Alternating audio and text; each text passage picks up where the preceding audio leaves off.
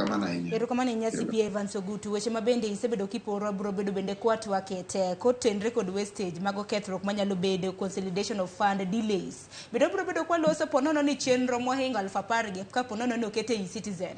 Delays ramna deko mag chwalo chenro makamagi tok bibedo kanyakla kod mamoko. Steven Osedo himbine rwaki etwak kaka jalonye weche mag uchumi bende wawinje pachi kotenre kod chenro mar serikal mano Mario Chudo.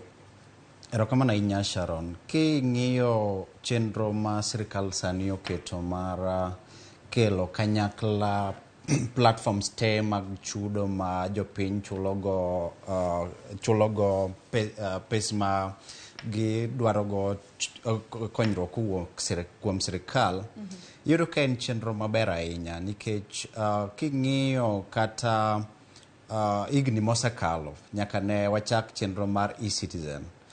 Ka paro ne apara jopiny higa mar 2018 ne uneno ka ne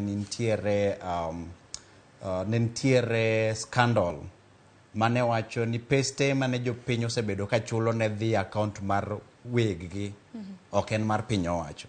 To mano noluwore ka nitiere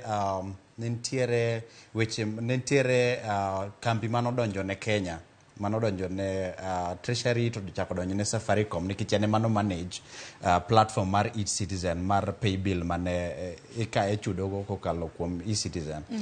To king'iyo mano, Treasury no confirm ni pes te manosebedo kichulo ne dhi e private account.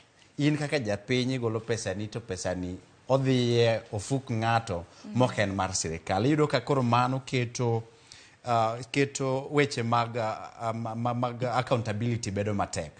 Koro sani endi kiyudo kaka nwamor ahinya kuom wuon piny kuom keto chenro mar kelo platforms te ilorogi to mondo mi wabed gi platform achiel mabedo manage gi Treasury.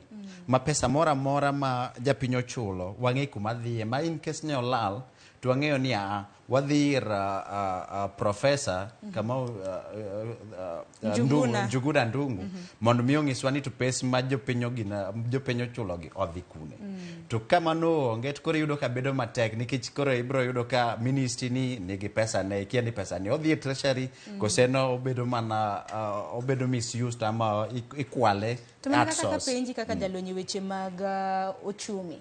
Iparo no kang makama nyalo bugo kata na dino weche mag mibadhi mabende osebedo katimora nikech koro jatenda migawo mochung'ne weche mag omende pacho kaendi Njuguna Ndung'u ema biro bedo gi tinga mar neno kaka omenda makamano biro bedo katiyo. Gin chenro ni dhi dino bugni mag mibadhi mwaseneno kubedo kich kata king'iyo ministries mopogore yudo ka idhie kata ministry mar land kidwa chulo weche mag title deed gi gik makamago to ibro ng'isi either in fact gine sani endi piny obiro marach ma jomoko biro kwayi kata ni mondo michul gi cash. Gidwa ni mondo michul ko kale e yore mag simo kata yore mag bank. To koro mane yudo ka pesa kisachule cash kata ka en 1,000 ikia ni to pesa ni idhi tere koso pesa ni ng'ato dhi mana dhi gi ofuko ne. But kiyudo ka koro ket chenro gi te pay bill achiel namba achiel michude to at the end of the day makoro kwa bro wacho ni higa mar 2023-24 financial year wachoko pesa maromo kama e-citizen nikech wan gi ng'at ma is accountable